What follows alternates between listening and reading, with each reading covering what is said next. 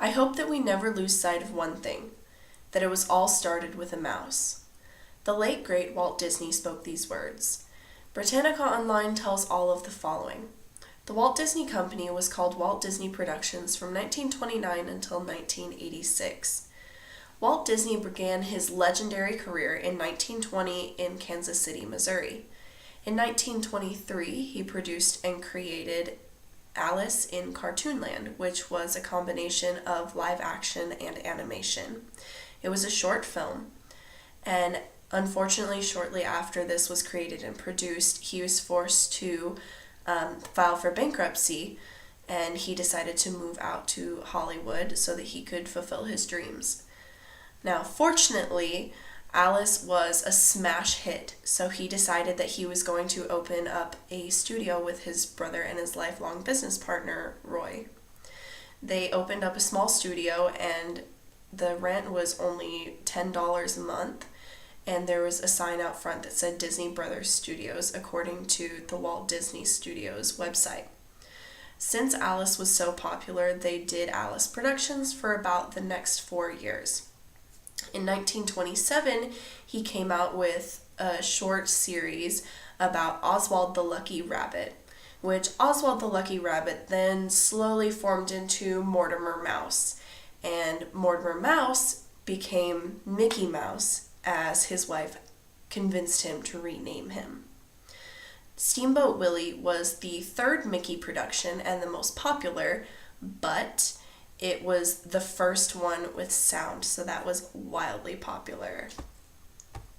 Shortly after the birth of Mickey came Pluto, Donald Duck, Goofy, and the rest of the gang. In the early 1930s, there was a man from New York that offered Walt Disney $300 to put Mickey Mouse on some of his merchandise. And this is how the merchandising of Walt Disney's productions and all of his creations came about, such as my sweatshirt here. In 1934, Disney proposed the story of Snow White and the Seven Dwarfs to his team. Now, most people were pretty skeptical of his idea and didn't really like it, but they got to work. It took a while to create it and produce it, but in 1937, around Christmas time, is when it was released, and it was very, very popular. In fact, it was the highest grossing film until Gone with the Wind came out in 1939. With all of his success, Walt Disney decided that he needed more space and more studio space to work in, so he bought 51 acres of land in Burbank, California, to build new studios. And Walt Disney himself oversaw all of the construction for this project because he was very specific about what he wanted for his studios.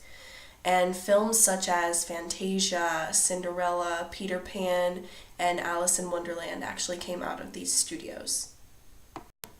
In the 1950s and 1960s, Walt Disney's productions, his company was flourishing, and they decided to start creating live action films like Old Yeller and Mary Poppins, which was nominated for several Academy Awards, won several Academy Awards, and it even won Julie Andrews the Oscar for Best Actress, according to Britannica Online.